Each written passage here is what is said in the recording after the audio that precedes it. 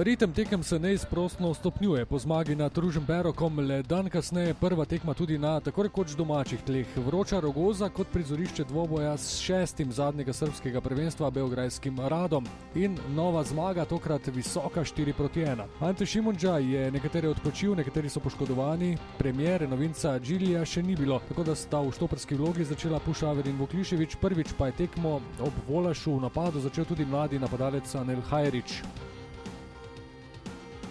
Nekoliko premešana mariborska postava je imela največ težav v začetku prvega polčasa, ko je najprej za srbski Rad poizkusil Stefan Mihajlović, toda njegov strel z glavo je odlično ubranil Cotman.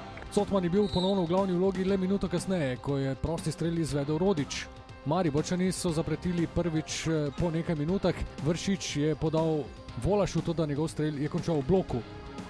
Zadnjo priložnost pa so si Srbi priigrali, ko je po desni strani ušel Vico, natančno podal v sredino, ponovno pa je Mihajlović poizkusil z glavo, tokrat mimo gola. Na sredini prvega polčasa pa vodstvo za Maribor.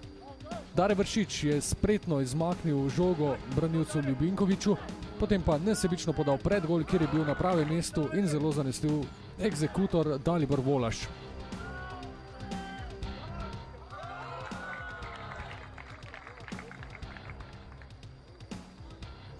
Do konca polčasa še nekaj priložnosti za povišanje vodstva. Najprej po podaji Volaša Anel Hajrić prekratek.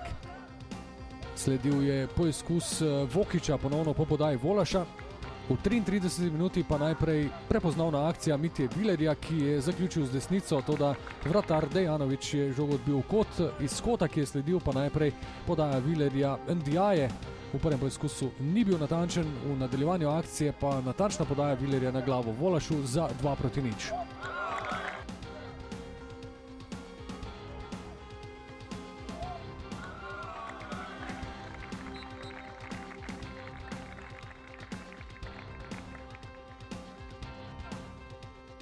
Ob koncu polčasa beležimo še en poizkus mladega Dejana Vokića, toda tokrat je bil njegov strel z desnico le za las nenatančen. V drugem polčasu nekoliko bolj umirjen tempo in šele ob drugi polovici drugega polčasa se je tekma ponovno nekoliko razživela. Najprej poizkus Srbov po levi strani, strel Mihajlovića je Obradović ubranil, v nadaljevanju akcije pa je strel Mladenovića zadel Pušaverja v roko in sodnik Borošak je pokazal na belo točko. Izvajalec iz 11 metrov, zanesljivi za 2-1 je bil Ljujić.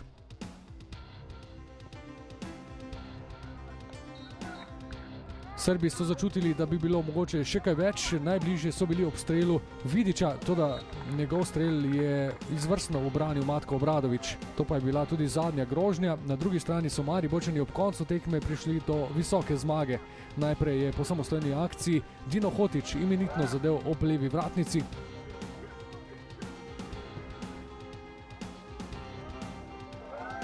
Ob koncu tekme pa še kazenski strel ob igranju Ljubinkovića z roko. Zanesljivi izvajalec za hat-trick pa je bil Dalibor Volaš. Še ena učinkovita predstava in nova zmaga, tekma, ki je dosegla svoj namen, še zadnja pred uradnim začetkom sezone, ki bo ob 20. na Bonifiki za superpokal proti Kopru.